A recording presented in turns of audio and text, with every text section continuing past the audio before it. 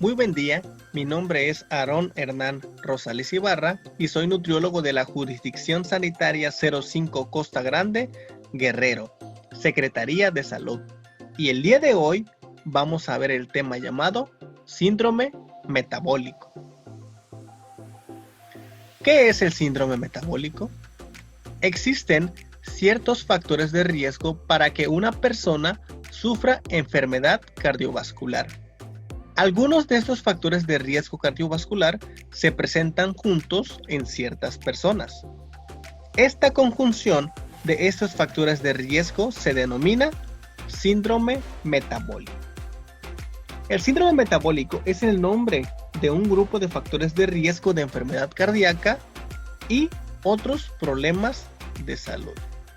Si se tiene al menos 3 de los factores de riesgo que se describen a continuación, usted puede presentar síndrome metabólico. La primera característica del síndrome metabólico puede ser obesidad, pero principalmente obesidad abdominal, es decir, grasa visceral, un cuerpo con forma de manzana. Tener demasiada grasa alrededor de la cintura es un factor de riesgo mayor para enfermedades del corazón, en comparación que acumular demasiada grasa en otras partes del cuerpo. Las dislipidemias. Tener un alto nivel de triglicéridos en sangre. Pero no solo eso, también puede ser presentar un nivel bajo de colesterol HDL o colesterol bueno, como comúnmente se le conoce, en sangre. Si la presión arterial se mantiene alta durante una mayor parte del tiempo, puede dañar el corazón y provocar otros problemas de salud. De igual manera, el presentar niveles de glucosa elevados en sangre puede ser un factor de riesgo para presentar diabetes. ¿Qué causa el síndrome metabólico? El síndrome metabólico tiene varias causas que actúan juntos. Inicialmente puede ser el sobrepeso y la obesidad. Un sobrepeso y obesidad caracterizado por tener un estilo de vida inactivo. El sedentarismo puede afectar a las personas. El pasar una gran cantidad de tiempo frente a un televisor, frente a una computadora, frente a una tableta o un celular, sin realizar actividad física puede ser muy dañino a nuestra salud. El tener una mala alimentación caracterizado por un alto consumo de grasas saturadas y grasas trans también afectan y pueden causar un síndrome metabólico. De igual manera, el tomar varias bebidas azucaradas y alimentos con grandes cantidades de sodio son un factor de riesgo muy importante para presentar síndrome metabólico. La resistencia a la insulina. La resistencia a la insulina es una afección en la cual el cuerpo no puede usar bien la insulina, que es una hormona que ayuda a mover la glucosa en la sangre a las células para darles energía. La resistencia a la insulina puede conducir a niveles altos de glucosa en sangre. Cuando hay mucha insulina en el corriente sanguíneo, se aumenta el riesgo de sufrir un ataque cardíaco, porque la insulina eleva los niveles de triglicéridos, reduce los niveles de colesterol HDL o colesterol bueno, eleva los niveles de colesterol LDL o colesterol malo, hace más difícil que el organismo elimine las grasas de la sangre después de comer, eleva la presión arterial y aumenta el riesgo de que se formen coágulos. La edad. Entre más edad presente una persona, mayor es el factor de riesgo para presentar síndrome metabólico. Genética. El mexicano por predisposición tiene una alta incidencia de padecer diabetes mellitus y síndrome metabólico porque la mayoría de las personas tienen un familiar directo que sufrió de diabetes mellitus. ¿Cómo se diagnostica el síndrome metabólico? La primera enfermedad o factor de riesgo para síndrome metabólico que vamos a analizar es la obesidad. La obesidad se diagnostica gracias al índice de masa corporal o IMC. Para calcular el índice de masa corporal, vamos a aplicar la fórmula de peso en kilogramos sobre estatura en metros cuadrados. Pongamos un ejemplo. Si una persona pesa 98 kilogramos y mide 1.68 metros, para calcular su índice de masa corporal hay que dividir 98 entre 1.68 al cuadrado, es decir, 98 entre 2.8224, lo que nos da como resultado 34.72. Quiere decir que esta persona presenta obesidad, porque la obesidad es caracterizada por presentar un índice de masa corporal igual o mayor a 30. Aquellas personas que tienen una cifra entre 25 y 29.9 presentan sobrepeso, y aquellas personas que tienen un índice de masa corporal entre 18.5 y 24.9 presentan un peso normal.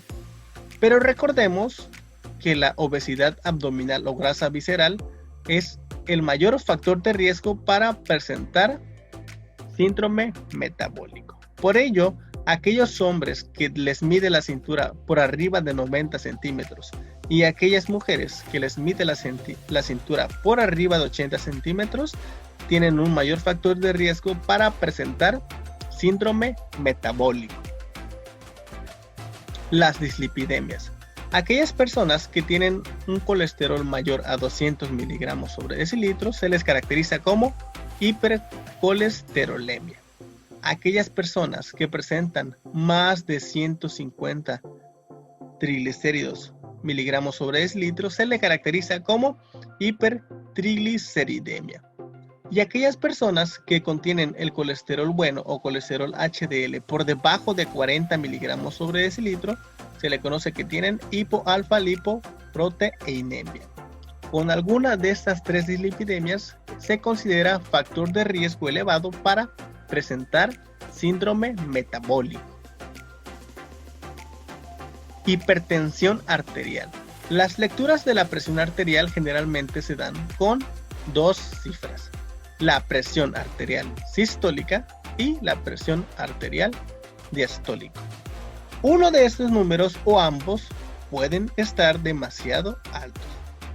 Una presión arterial normal se caracteriza cuando es menor a 120/80 milímetros de mercurio. Y una hipertensión arterial es cuando la presión arterial es igual o mayor a 140/90 milímetros de mercurio. Cuando una persona presenta cifras de glucosa en ayuno igual o mayor a 100 y igual a menor a 125, se le considera que tiene prediabetes. Para diagnosticar la diabetes mellitus, una persona debe de presentar los síntomas clásicos, es decir, polidipsia, poliuria y polifagia, es decir, mucha sed, muchas ganas de ir al baño y mucha hambre, más una glucemia plasmática casual igual o mayor a 200 miligramos sobre decilitros, o en su defecto una glucemia plasmática en ayuno igual o mayor a 126 miligramos sobre decilitro. ¿Cuál es el tratamiento para el síndrome metabólico?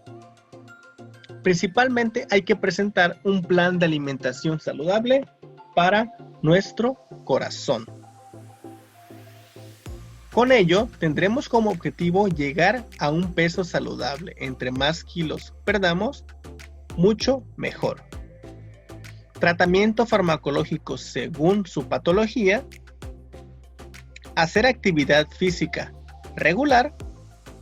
Y dejar el tabaco y o bebidas alcohólicas según sea el caso. Hay que evitar a toda costa aquellos alimentos que elevan el colesterol LDL o colesterol malo, como lo pueden ser la mantequilla, la margarina, la manteca, el chicharrón, el chorizo, la longaniza, los quesos maduros, el queso seco, alimentos que han sido fritos, puede ser nieve, helado, alimentos capeados, etc. Hay que evitar a toda costa aquellos alimentos que nos elevan la glucosa y los triglicéridos, que se les conoce comúnmente como azúcares simples, que pueden ser desde una paleta, un chicle, una menta, un postrecito, bebidas azucaradas como refrescos, jugos embotellados, bebidas deportivas, etcétera, e inclusive la miel.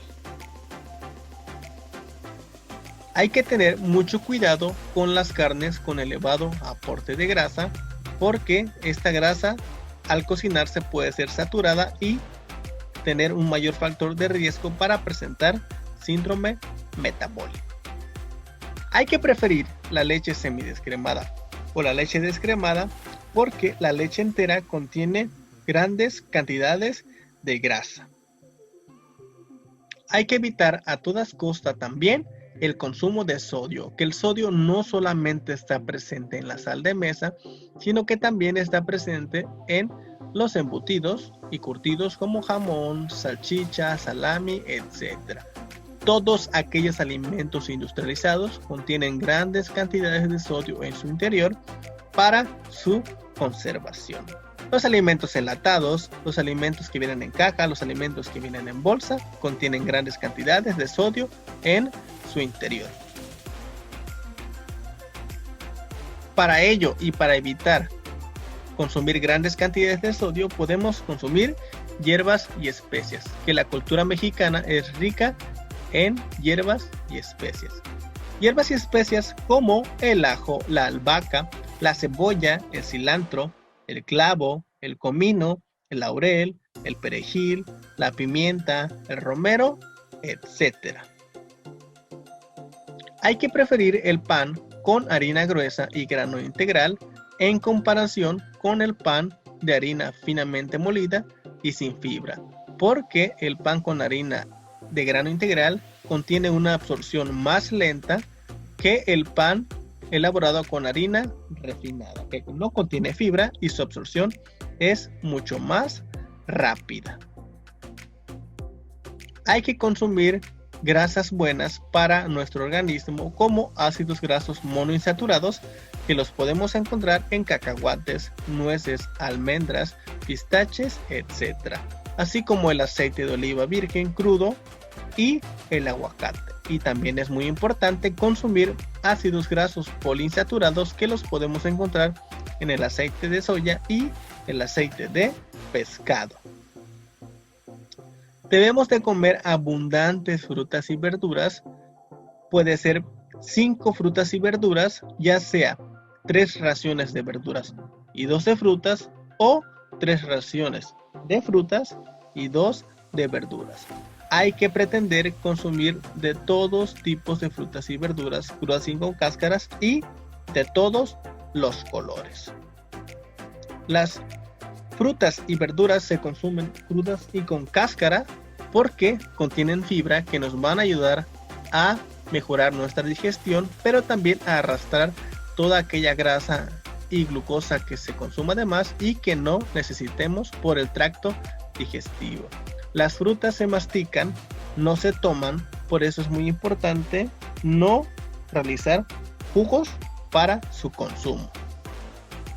Hay que preferir las carnes magras, como el pollo, como el pescado, como el queso fresco y el queso panela, evitando la grasa a toda costa. Hay que tomar abundante agua simple potable, que se recomienda aproximadamente 2 litros de agua al día. Para llegar a esta meta podemos llenar un recipiente de 2 litros con agua o tomar 8 vasos de agua al día. Para tomar los 8 vasos de agua al día, ponemos como ejemplo tomar un vaso antes del desayuno y tomar otro vaso después del desayuno. Tomar un vaso entre desayuno y comida, tomar un vaso antes de la comida y tomar un vaso después de la comida. Tomar un vaso entre comida y cena, tomar un vaso antes de la cena y tomar un vaso después de la cena. Y ahí concluimos con los 8 vasos de agua simple potable. Hay que aprender a fraccionar las comidas en un desayuno, en una comida y una cena, y entre ellas podemos consumir una colación para evitar darnos un atraco en la siguiente comida. Pero aún más importante es adoptar un horario regular de comida. La actividad física es de suma importancia para tratar y para prevenir el síndrome metabólico, y podemos realizar actividades cotidianas como el quehacer, el trabajo no sedentario e inclusive las actividades de recreación. Para aquellas personas que son sedentarias, por lo menos se les recomienda realizar 150 minutos de actividad física a la semana. El ejercicio que más se recomienda es el ejercicio aeróbico, porque este ejercicio aumenta la resistencia, ya que mantiene al corazón bombeando por un periodo extenso. Algunos ejemplos de ejercicio aeróbico pueden ser el caminar, el trotar, el correr, el nadar y el bailar. Por mi parte ha sido todo. Espero que les haya gustado mucho el tema del síndrome metabólico. Mi nombre es Aarón Rosales y hasta la próxima.